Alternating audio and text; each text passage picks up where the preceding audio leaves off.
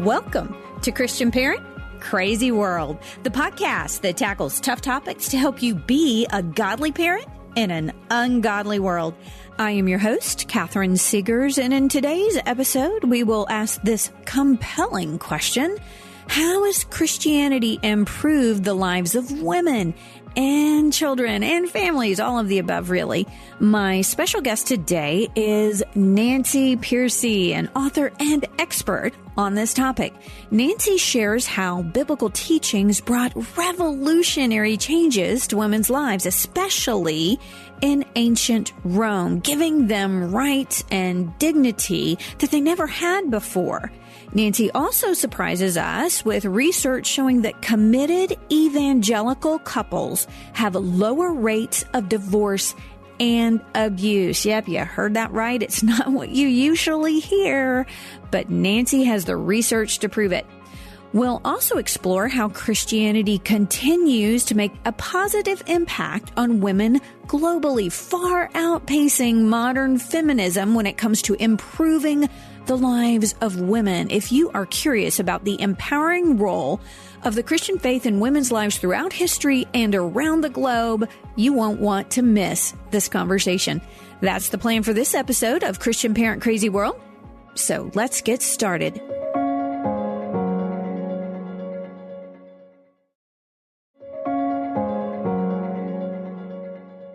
You guys, I am thrilled to continue my conversation with the powerfully profound and piercing intellect that is Nancy Pearcey. Now, if you missed last week's episode, which focused on how our culture has attacked masculinity, please go back and check it out. That is seriously one of the most important conversations we have ever had on this show. In today's episode, we are continuing to unpack the impeccable research contained in Nancy's latest book, The Toxic War on Masculinity: How Christianity Reconciles the Sexes. But today we are focusing on women. In particular, what has Christianity done for women? You guys, our faith gets such a bad rap when it comes to women, and it is so unjustified. But just as a reminder, Nancy is also the author of Love Thy Body, The Soul of Science, Saving Leonardo. Love that book.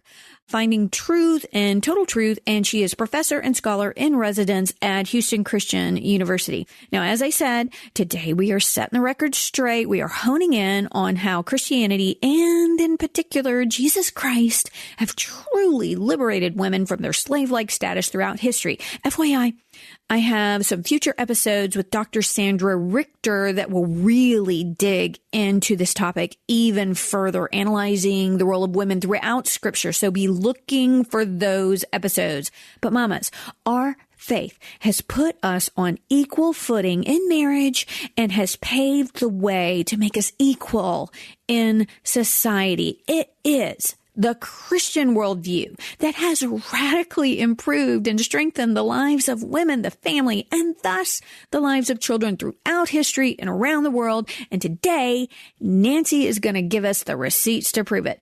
So with that said, let's jump right in. Another part of the book that I just was so awesome, you talked about how revolutionary, really, the Christian faith was for women. Or early on, you talk about the general perception, I know, like right now in our culture, is that Christian marriage and Christian femininity is repressive or oppressive for women, but you completely set the record straight when you talked about what life was like for women in the New Testament world, and honestly throughout much of human history, and how Christian marriage really transformed the home for the better. We don't really understand that history. Explain to us a little bit about that, because I found that to be so fascinating. Yes. If we don't know your Roman history, you don't realize what a dramatic change the early church was. So Roman history, ancient Rome, men could have sex with just about anybody, and they did. They could have sex with prostitutes and courtesans and other men. Homosexuality was rampant, and slaves. The most common form of adultery was with your slaves because they were handy and they had no rights. They were considered non-persons. And so if they resisted, sexual demands from their masters, they would just be killed. And they knew that.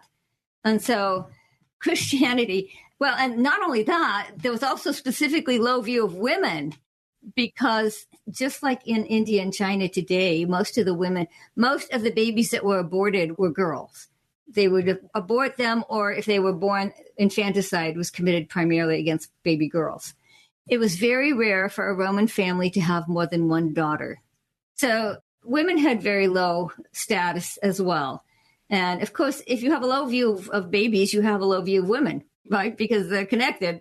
Women have babies, and so it tends to go together. And so it was really quite revolutionary. And when the New Testament was written, and Paul wrote things like, the husband doesn't have authority over his body, his wife does, and vice versa. Yes. And people are like, wait a minute. That's radical.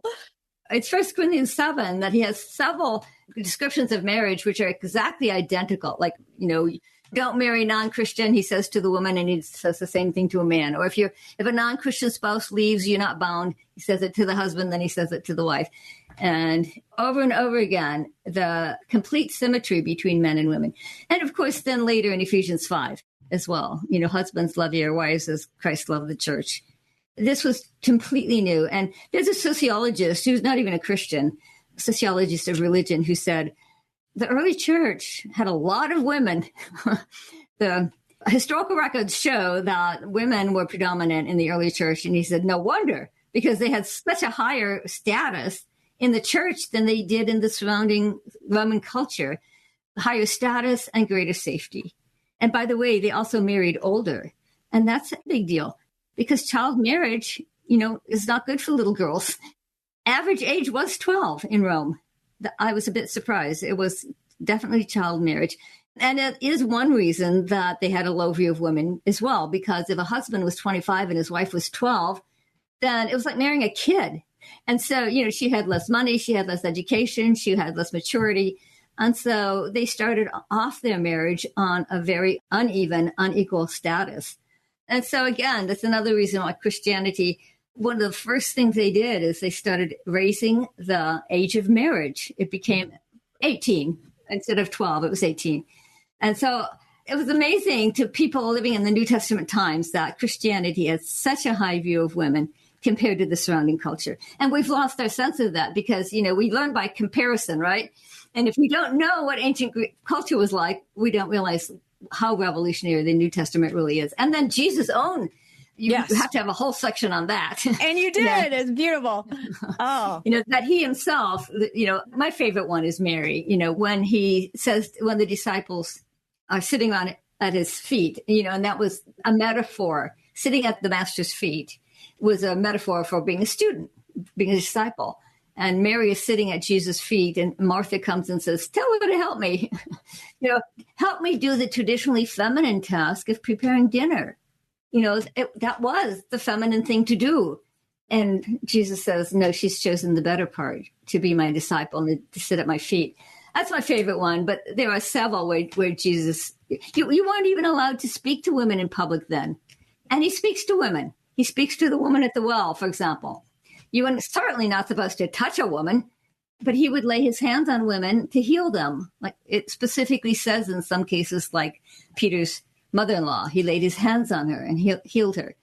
So Jesus was breaking the Pharisees' expectations left and right. And of course, the one that many people focus on is that after his resurrection, who did he give the message to take back to the disciples? Right. When I first heard that Jesus was intentionally saying, women have value because I'm sending them with my message, I thought, some modern person made that up. But you know what? In the ancient Roman and the early church, that was actually a criticism made by some of the Roman leaders at the time. Yes. They said, what kind of Messiah is this? That exactly he's being announced by these women, by these hysterical, that's the word they used, by these hysterical women, how are we supposed to take that message seriously? So actually, that was a genuine objection that was raised by the Roman leaders at the time. Which gives it so much credence because women couldn't even testify in a court of law at that point in history. And yet Which begs the question, why would that be the account? Unless it were true, because if they were making it up, they certainly would have made a better story than that. He would have come and appeared to important men. He wouldn't have appeared to these women. And yet that's who he appeared to. He gives such honor and dignity to women throughout Scripture. That's what the Romans said. You must have read it. The Romans said, why didn't he appear to important men? That is exactly the language they use. He should have appeared to Pontius Pilate, right, or the Jewish leaders or some other important men. That's exactly what they said. Yep. So people who say, Jesus, he was very intentional about sending his first message via women.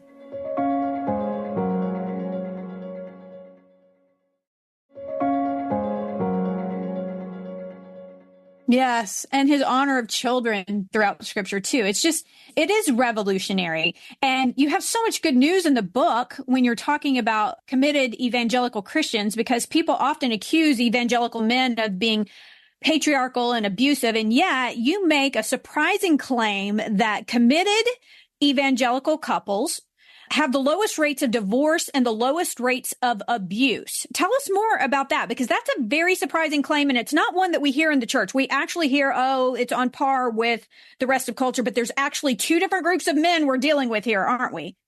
Yes, it was surprising to me, of course, as well, because we've all heard the negative stereotype that, if anything, Christian men are exhibit A of toxic masculinity. I had several examples that I put in the book, but I'll give you just one. This was the co-founder of the Church Too movement, which followed the Me Too movement. And she said, the theology of male headship feeds the rape culture that we see permeating American Christianity today. And the social scientists were listening to this and saying, well, where's your evidence? You're making these charges, but where's your data? And so they went out and did the studies, and I quote about a dozen different studies in the book. And they found out that actually the facts themselves totally debunk the secular narrative that Christian men who are committed and church-going do, in fact, test out as the most loving and engaged husbands and fathers. They interview the wives as well, and they interview the wives separately. I always get asked that. Because, yes, they interview the wives separately, and then the wives report the highest level of happiness. Evangelical fathers spend more time with their children, 3.5 hours more per week, than secular fathers. Evangelical couples divorce at a lower rate than secular couples, 35% lower. And then the big surprise is they actually have the lowest rate of domestic abuse and violence of any group in America. And sometimes a quote can really crystallize it. So let me give you one. This was the sociologist Brad Wilcox, who's at the University of Virginia. And to give you a sense of his stature, he writes for places like the New York Times. And so this was an article in the New York Times. And he said, this is a direct quote, it turns out that the happiest of all wives in America are religious conservatives. Fully 73% of women who hold conservative gender values and attend church regularly with their husbands have high-quality marriages. So this is not a pep talk from a religious leader. This is solid empirical research. These are evidence-based findings, and we should be very confident about bringing them, first of all, into the church, because this is not well known in the church. I had to go digging in academic journals to find this. That's not well known in the church. And then, of course, we should be confident bringing into the public realm as well to debunk the negative stereotypes. I think one of the most shocking revelations I found in the book, and I love this, was sociologist Bernice Martin from the University of London. She conducted a study. It was called the Pentecostal Gender Paradox, in which she concluded, and this is you speaking, but that she concluded that biblical Christianity has done more for Western feminism more than Western feminism to improve the lives of poor women around the globe. And this is what she said. She said, it is not Western feminism, even in its Christian variant, which has transformed for the better the lives of millions of poor women in developing societies. They have been empowered by, and these are her words, a regressive fundamentalist Christian movement whose theological rawness and lack of intelligent intellectual sophistication causes problems and embarrassment to enlightened Western observers. And she concludes, if there is a women's movement among the poor of the developing world, Pentecostalism has a good claim to that title. I was like, mic drop. I can't believe that admission from someone. That's not what she expected to find. That's not what she wanted to find. But the reality was, in these third world countries where people are employing biblical principles of manhood, of fatherhood, and of womanhood, and of motherhood in the family, that it has done more to liberate and to empower women around the world, millions of women and children around the world, than all of our agenda-driven feminist movements and other movements in the West have done to improve the lives of these people. Speak to that a little bit. That was one of those places. I showed you my book that's all earmarked with all of that one. I had like in 4 different colors of highlight right there. I was so shocked by that admission. It was such a bold and a shocking admission to me. Yes, and she's not alone. I had 3 examples. She was one. 3 examples of social scientists who've looked at countries outside of the U.S. The first one did a study just in Colombia, but she was a Marxist anthropologist, and she expected to find that Christian men, Christian families, would be these tyrannical patriarchs. And she found the opposite. She said, look, Latino culture, does have this sort of machismo expectation of men that is not family friendly. It's that men are supposed to be out in the public gambling and fighting and spending money on prostitutes and drinking.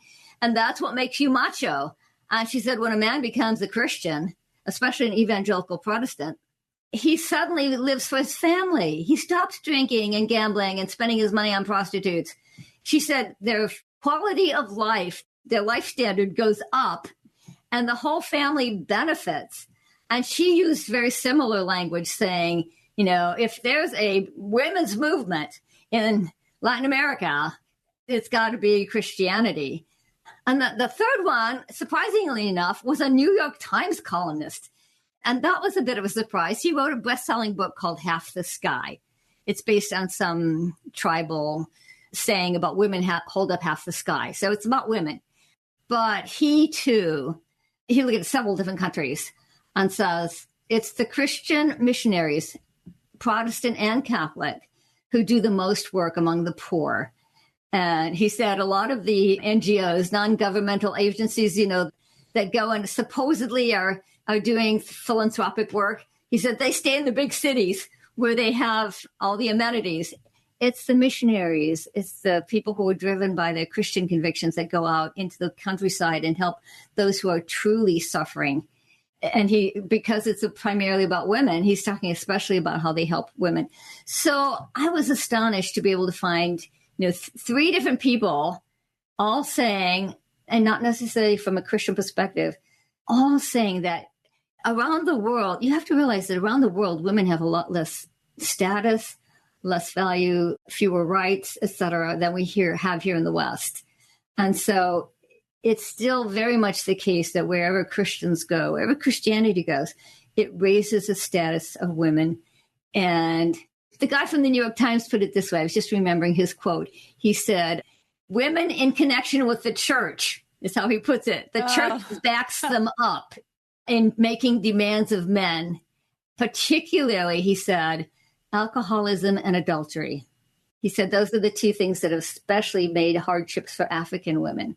And so here are these anthropologists and others looking at the impact of Christianity and helping us to realize what we have. Sometimes we just don't realize the benefits that we have through being in a more Christianized country that already has a much higher view of the value and dignity of women. But where Christianity goes to the rest of the world, you can still see these very dramatic changes as Christianity raises their status. Yeah, it's doing exactly for them what it did for New Testament Christians 2,000 years ago. It's still doing that. Imagine that. It still works. So one of the shifts in your book that I thought was so fascinating to see was the shift where Western culture has gone from the societal norm being revering men and reviling women. You talked about that a little bit earlier, and you touched upon the Greco-Roman culture, which, of course, we had Socrates, Plato, and Aristotle, who had some pretty low views of women. I believe, what was it? I think it was Aristotle believed that women were deformed men and that the male by nature was superior and the female inferior, and that Plato thought that men were transformed at their second incarnation into women. And in this fashion, that's how women came into the world, was that it was for cowardly and corrupt men who lived less than ideal lives. And I know that Socrates, who was the father of Greek philosophy, he thought being born a woman is a divine punishment, since a woman is halfway between a man and an animal. So we had those kind of views back in the day, and men were virtuous and ideal and rational and intellectual, and women were none of those things. And then it was the Romantic period, wasn't, where everything started to shift. Now we're revering women and reviling men in our culture. And that has progressed into modern day. And that's what we see on our television sets when the dad's always the bumbling idiot now. So speak to that a little bit. It's kind of been a seesaw. And what I thought about when you were talking about this, we have these extremes, and the enemy always loves extremes. That's what C.S. Lewis talked about, the extremes, all extremes except extreme devotion to the enemy. And he was speaking of God there, are to be encouraged. So these extremes in our culture where one sex is being revered and the other is reviled, and then it shifts to the other end of the pendulum. We need that critical balance, which biblical manhood, biblical womanhood brings us, right? Yeah, actually raised a couple different things. One, let's talk first about fatherhood, because you mentioned about how fathers are presented as sort of bumbling idiots. Mm-hmm. And we all know that. We all know that the media mocks fathers, and, everyone loves Raymond type, or Homer Simpson, or I don't know if your kids like the Bernstein Bears, but the father was always the... We've watched a little bit of that, but I was actually, when I was reading that, I'm like, oh, you're right. I didn't quite clue into it, but they do.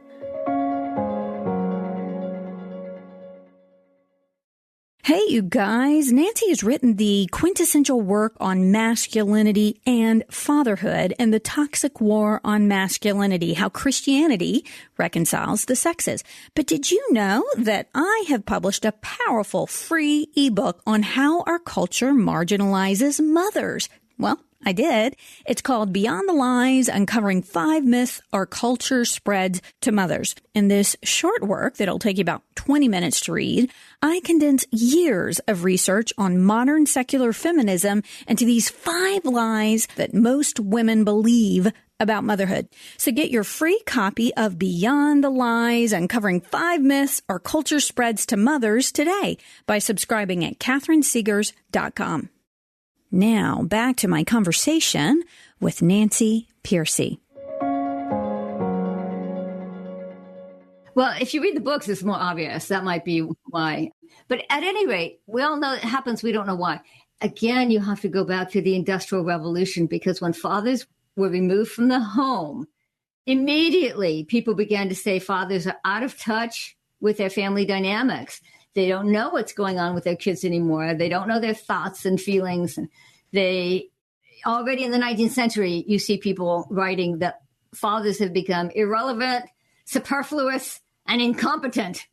So the Homer Simpson pattern starts in the 19th century.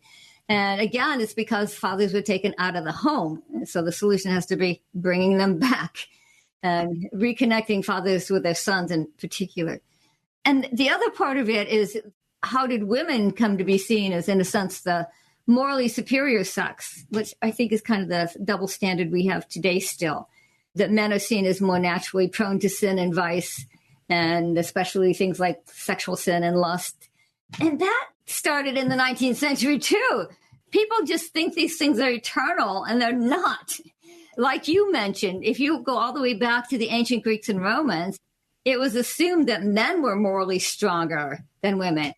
Their reasoning was that the insight into right and wrong is a rational insight, and men were thought to be more rational. Therefore, men were thought to be more virtuous.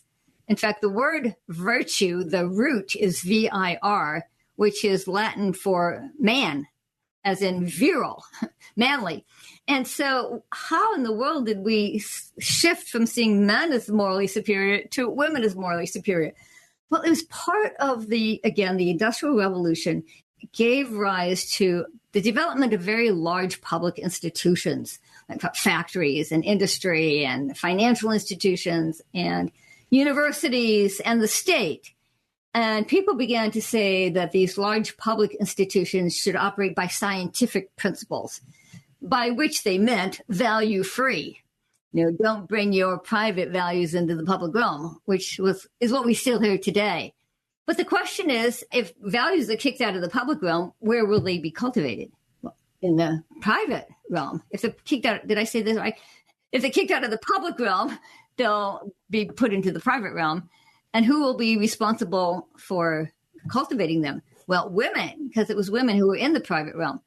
And so that's when it happened, is when suddenly women were seen as the moral guardians of society.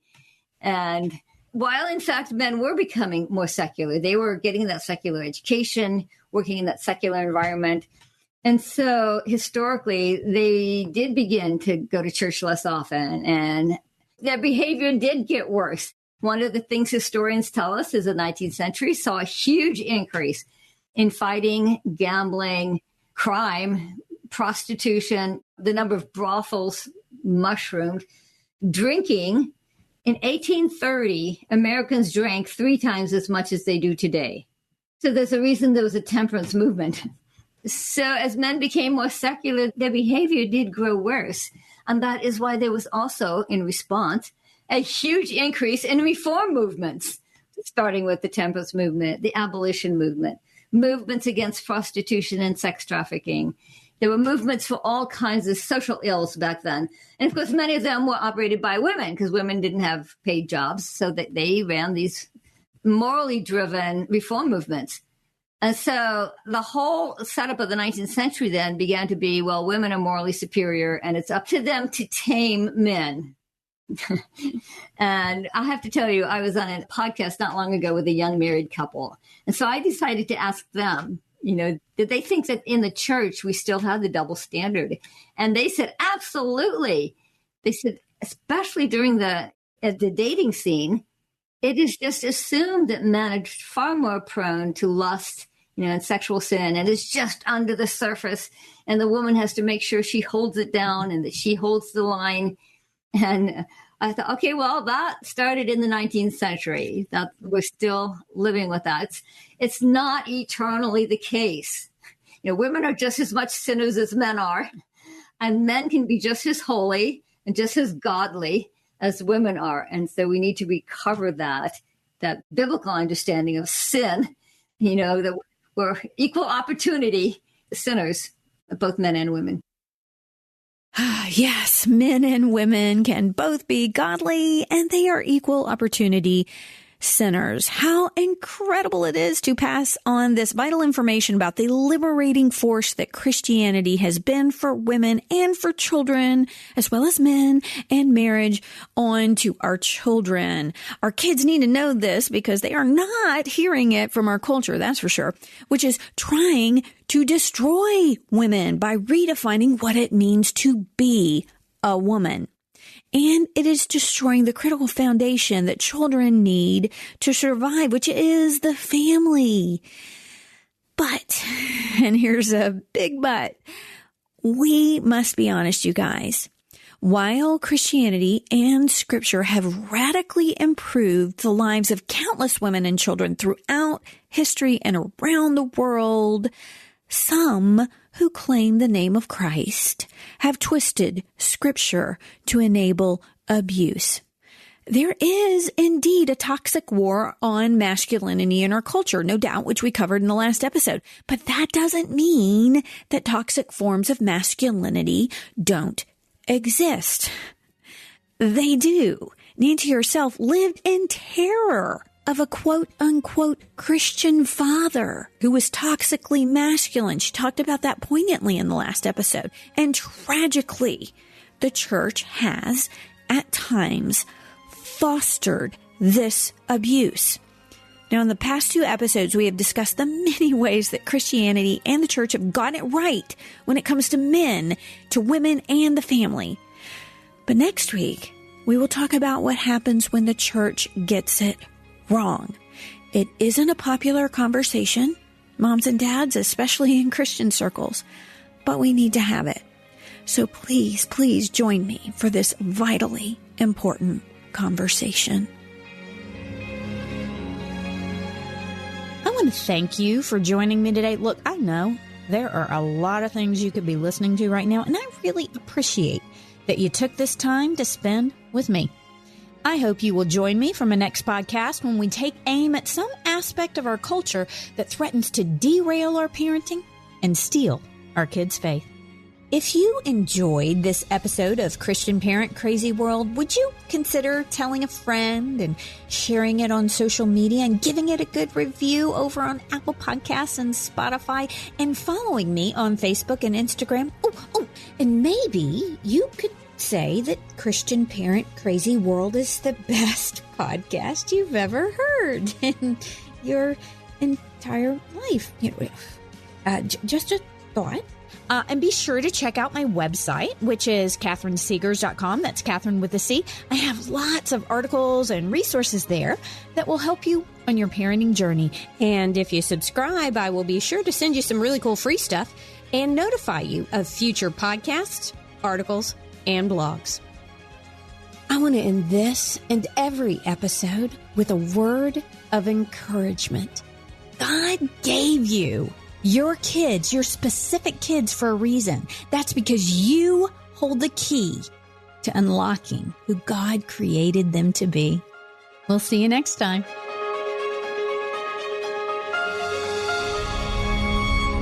Christian Parent Crazy World is a production of Life Audio and Salem Media. If you liked what you heard today, please take a second to rate and review this podcast in your favorite podcast app so that more listeners like you can find the show. For more faith-filled, inspirational podcasts, visit us at lifeaudio.com.